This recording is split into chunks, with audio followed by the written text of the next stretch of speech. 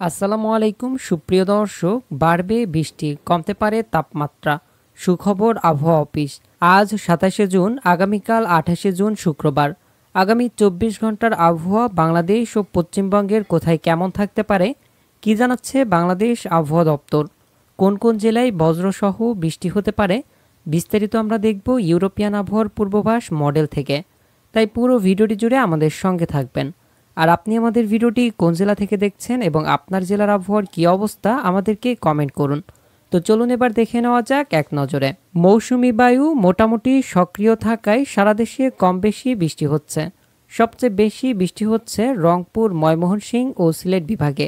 এছাড়াও অন্য অন্য অঞ্চলের কিছু কিছু জায়গায় হালকা থেকে ভারী বৃষ্টি হচ্ছে। আজ থেকে বৃষ্টির প্রবণতা আরও বাড়তে পারে। আবহাওয়াবিদরা জানাচ্ছে আগামীকাল ২৮শে জুন থেকে ৭ জুলাই পর্যন্ত সমগ্র বাংলাদেশ, সমগ্র নেপাল, ভুটান ও ভারতের প্রায় ৭০% এলাকায় পর্যাপ্ত বৃষ্টি হওয়ার সম্ভাবনা রয়েছে।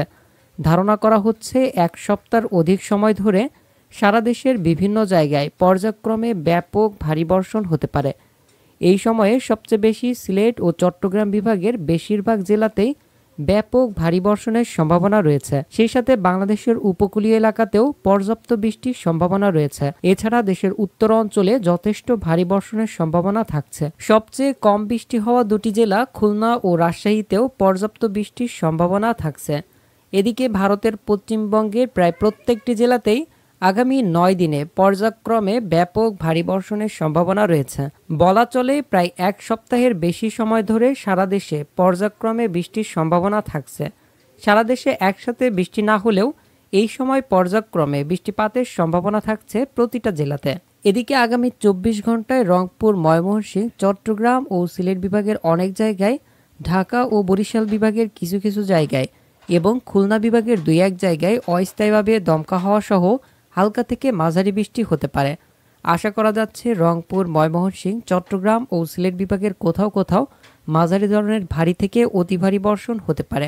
২৮শে জুন শুক্রবার থেকে বাংলাদেশের প্রতিটি বিভাগ, ভারতের পশ্চিমবঙ্গের প্রায় প্রত্যেকটি জেলাতে মেঘ থাকতে পারে।